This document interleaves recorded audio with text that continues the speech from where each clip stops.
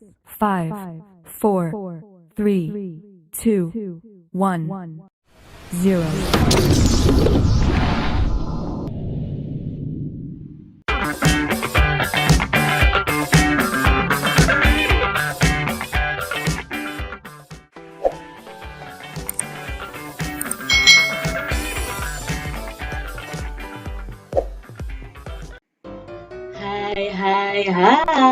Hai. Selamat datang di channel YouTube Kak Citra. Apa kabar adik-adik semuanya? Kak Citra berharap kalian dalam keadaan yang baik, sehat, dan siap untuk belajar ya. Hari ini kita akan belajar bersama-sama untuk mata pelajaran tematik kelas 6. Kita belajar di tema 5, wirausaha, subtema 3, ayo belajar berwirausaha, pembelajaran yang ke-6. Mari adik-adik kita belajar dengan penuh semangat ya. Adik-adik, kamu akan menampilkan seluruh gerakan dalam senam irama. Awali kegiatan dengan berdoa supaya kegiatan ini bisa bermanfaat bagi kesehatan tubuh kalian. Adik-adik bisa mencari video tentang senam irama melalui YouTube ya. Jadi kalian bisa tirukan setiap gerakannya. Nah, kita mengingat kembali apa sih gerakan dalam senam irama tersebut. Nah, yuk kita ingat kembali pembelajaran sebelumnya. Senam irama atau disebut juga dengan senam ritmik adalah gerakan senam yang dilakukan dengan mengikuti irama musik. Nah, senam irama ini dapat dilakukan dengan menggunakan alat seperti gada, simpai, tongkat, bola, atau pita. Sering digunakan dalam senam ini.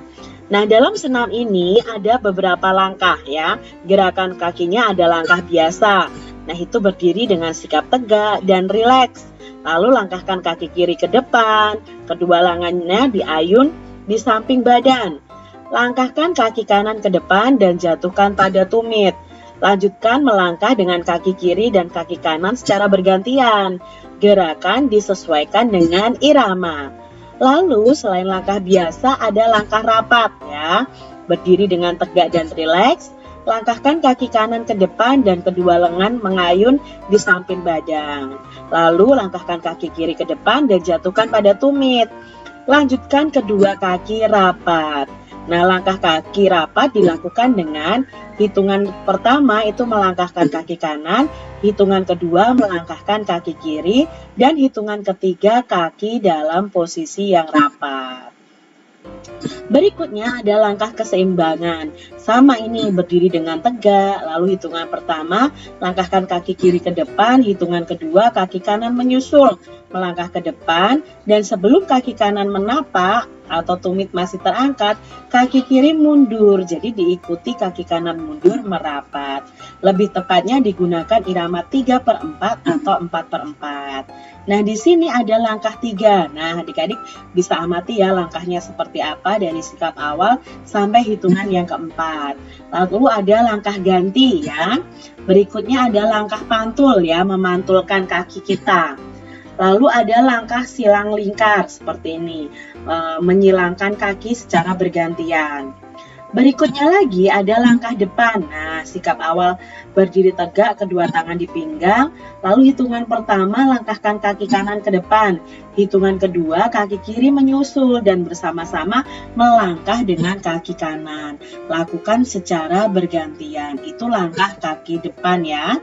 Nah, pada pembelajaran sebelumnya adik-adik telah belajar tentang formulir ujian sekolah atau madrasah. Nah, sekarang kalian bisa mempraktekkan loh mengisi formulir tersebut. Adik-adik di sini Kak Citra mengingatkan kembali apa sih yang perlu diperhatikan ketika menulis formulir.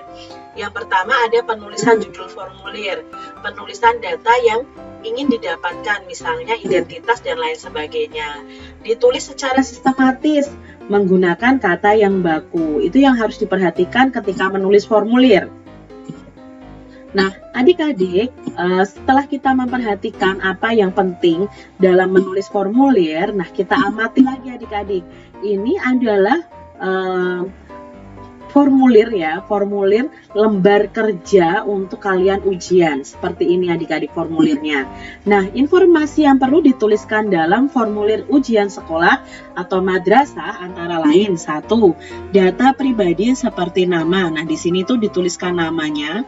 Ya, nama kalian siapa, lalu di bawah nama kalian itu kalian harus silang, misalnya namanya Citra berarti C, nah diluruskan nanti huruf C-nya yang disilang, seperti itu.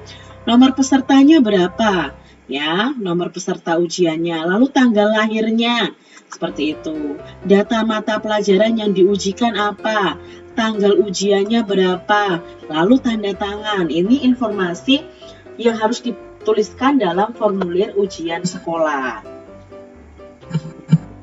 Apa persamaan dan perbedaan formulir ujian sekolah atau madrasah dengan formulir yang pernah kamu pelajari sebelumnya? Nah, kita sudah belajar formulir tentang ekstrakurikuler, lalu formulir mengirim barang. Nah, kita mau bandingkan, misalnya di sini Kak Citra punya formulir untuk ujian dan formulir untuk mengirim barang. Nah, apa persamaannya? Persamaannya ini kedua formulir harus diisi dengan data diri yang benar. Kedua formulir harus dicantumi tanda tangan ya. Sama-sama harus mencantumkan tanda tangan. Nah, perbedaannya apa dari kedua formulir ini? Nah, perbedaannya, data formulir lembar jawaban hanya boleh diisi menggunakan pensil 2B. Nah, ini formulir ujian ini hanya boleh diisi dengan pensil adik-adik. Sedangkan formulir biasanya itu menggunakan pulpen atau alat tulis lainnya ya adik-adik ya. Kalau yang ujian itu pakainya pensil. Pada formulir lembar jawaban, kita harus menyilang huruf yang kita tulis. Sedangkan formulir biasa tidak perlu menyilang huruf yang ditulis. Nah, formulir lembar jawab digunakan untuk kepentingan ujian, sedangkan formulir biasa digunakan untuk berbagai keperluan. Kalau ini, formulir ini ya keperluannya untuk pengiriman barang adik-adik. Nah, di sini ada lagi perbedaannya kalau bisa disebutkan. Formulir lembar jawaban ujian ini tidak ada mencantumkan alamat. Kalau yang ini ada mencantumkan alamat, mencantumkan telepon, kode pos dan sebagainya. Kalau yang di lembar ujian tidak ada. Itu juga termasuk dalam perbedaannya. Nah, adik-adik, kita mau mengulas kembali pembelajaran pertama sampai ke 6 nih. Apakah MEA itu atau Masyarakat Ekonomi ASEAN itu? Nah, MEA itu adalah merupakan perdagangan bebas yang memudahkan suatu negara dalam menjual barang atau jasa ke negara lain di kawasan ASEAN. Lalu, apa manfaat dari MEA bagi Indonesia dan negara ASEAN lainnya? Nah, manfaatnya apa? Setiap negara yang ada di ASEAN itu dapat menjual jasa atau barang dengan mudah, membuka jutaan lapangan pekerjaan baru, dan kesejahteraan 600 juta orang yang hidup di Asia Tenggara akan meningkat. Apa yang perlu dipersiapkan oleh tenaga kerja Indonesia agar mampu berpartisipasi dalam MEA ini? Nah, yang diperlukan adalah peningkatan kualitas sumber daya manusia yang memiliki daya saing di MEA. Jadi kita harus meningkatkan kualitas kita dalam bekerja, dalam pengetahuan kita, supaya kita bisa berpartisipasi dalam MEA ini. Apa yang kamu ketahui tentang sifat-sifat magnetik dan medan magnet? Nah, sifat magnet itu tidak dapat dilihat namun dapat digambarkan. Mampu menarik benda logam, memiliki dua kutub yaitu kutub utara dan selatan. Saling tarik-menarik jika dua kutub berbeda didekatkan, dan saling tolak-menolak jika dua kutub senama didekatkan. Daya tarik magnet dipengaruhi jarak dan kekuatan magnet itu sendiri. Itu sifat-sifat magnet adik-adik. Berikutnya, sebutkan masing-masing 5 contoh benda magnetis dan benda non-magnetis nih adik-adik. Nah, benda magnetis itu berarti benda yang bisa ditarik oleh magnet. Biasanya benda logam ya adik-adik ya. Contohnya penggaris besi, kaleng, sendok, peniti, dan paku. Sedangkan contoh benda non-magnetis adalah pensil, batu, bola, gelas, kaca, meja, buku, dan lain sebagainya. Sebutkan 3 cara membuat magnet. Tentunya adik-adik masih ingat ya, pada pembelajaran sebelumnya ada 3 cara membuat magnet. Yang pertama adalah dengan cara digosok dengan magnet, lalu didekatkan dengan magnet atau induksi, dan dialiri dengan arus listrik atau elektromagnetik. Sebutkan contoh-contoh formulir yang kamu ketahui dan informasi penting apa yang bisa dituliskan pada formulir tersebut. Nah, kita sudah belajar banyak sekali formulir ya. Contohnya ada formulir pendaftaran, daftar riwayat hidup, pengiriman barang, formulir lembar jawaban. Nah, informasi pentingnya apa? Identitas diri, ya, nama lengkap, alamat, tanggal lahir, serta tanda tangan yang dituliskan pada formulir tersebut. Soal berikutnya, apa yang dimaksud dengan daftar riwayat hidup? Apa saja yang perlu dicantumkan dalam daftar riwayat hidup?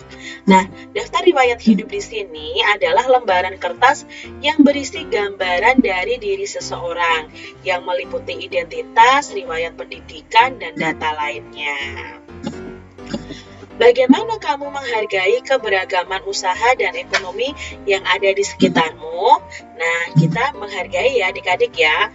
Keberagaman ekonomi merupakan suatu fenomena yang tidak dapat dihindari. Keberagaman ekonomi sangat bermanfaat karena membantu kita dalam memenuhi kebutuhan kita baik berupa barang maupun jasa dengan lebih dekat.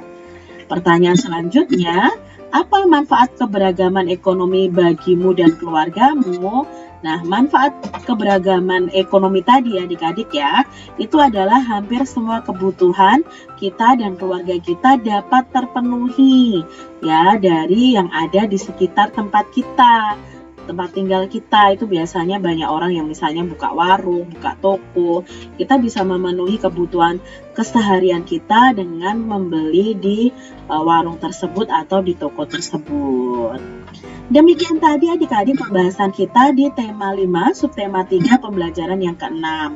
Semoga video pembelajaran ini bermanfaat untuk adik-adik semuanya. Dan sampai jumpa lagi di video pembelajaran Kak Citra selanjutnya. Tuhan memberkati. Jangan lupa tekan tombol subscribe, lalu tekan loncengnya, tekan juga tombol like, lalu share ke media sosial kalian. Jangan lupa untuk ikuti media sosial Kak Citra. Terima kasih.